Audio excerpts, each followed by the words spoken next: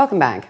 With a large number of consultancy firms operating in the Middle East, how can businesses benefit from their expertise without overdependence? And what are the benefits of working with consultants as opposed to developing internal teams? Well, to discuss this today, we're joined by Gerry Cryer, the Executive Director at Nextera. Welcome to the show today. Laura, good to be here. Now, there has been much criticism as to how these consultancy companies have been operating out here. There's a recent report as well that said that foreign consultants tend to overcharge these local companies. What are your thoughts on that? Well, I don't think the report actually said they were overcharging in terms of the fee rates, but I think the essence of the report was much more that the amount of effort that was being put into delivering the benefits was disproportionate. Right. And I think the issue there was that the report was saying that the consultancies stayed on for too long a time, did too much work because the host company wasn't able really to absorb the work that was going in. Right. So what exactly is sort of needed from, what is actually sort of generally happening for consultancy companies in the region though? What's the sort of overview market like? Well, it's a big market. I think that's the first issue. I think also that there's a lot of foreign firms who have now come into the market. We're seeing all the big global names here now, and they're bringing a lot of the expertise of the global consulting into the market. Definitely. And so with these consultancy firms, though, do you think that this is, been at the cost of in-house talent and skill development as well? I'm not sure it's at the cost of the in-house talent. We have in the Middle East a wonderfully well-educated cadre of young managers in particular. I mean, I've been working right around the world now for more years than I care to mention, and it's a talented group of individuals as I've seen anywhere in the world. What they don't have necessarily is the experience. So what we really need to do now is start to build up the internal capability of this group of people. Yeah. And I think it's an important part of the consultant's role very much that they undertake capacity building, knowledge transfer. And I think too many organisations leave that out of the equation when they think about using consultants. So do you think enough is actually being done to develop this group then?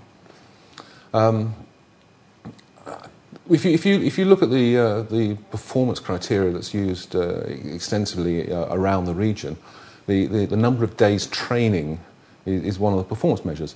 So clearly, at the centre, everybody thinks that and believes that training, capability building is important, but I'm not sure that's not necessarily well focused.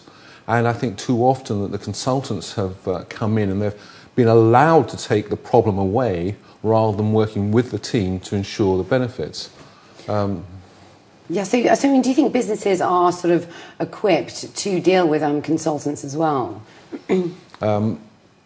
I think a good consulting engagement, like a good marriage, needs two parties to work at it. And to have a good consulting engagement, you really need a good client as well as a good consultant.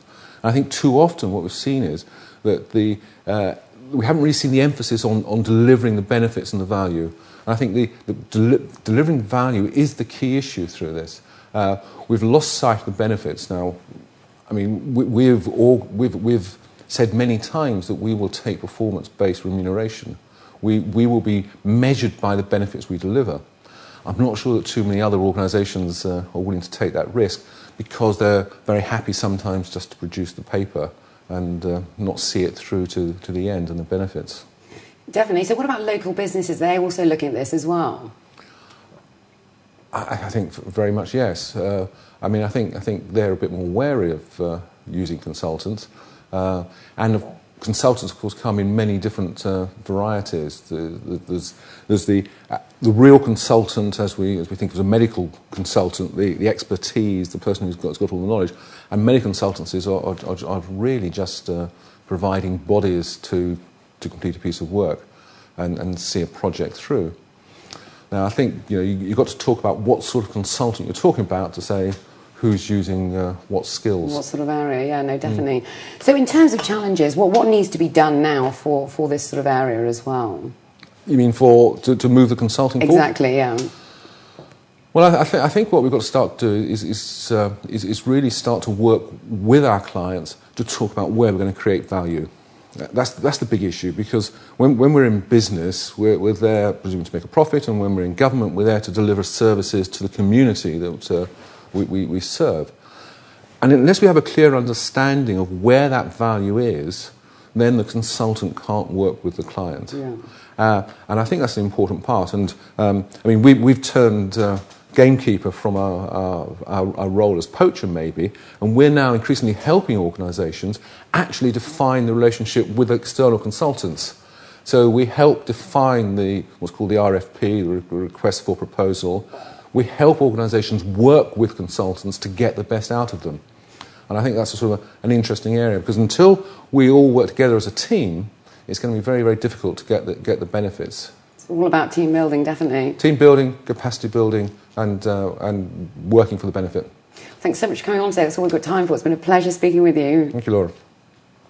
Well, that's it from the Business Desk. You can write to us, though, at ib@city7tv.com. Up next, June Wrigley has more details about Sharjah's municipality's preparations for heavy rains.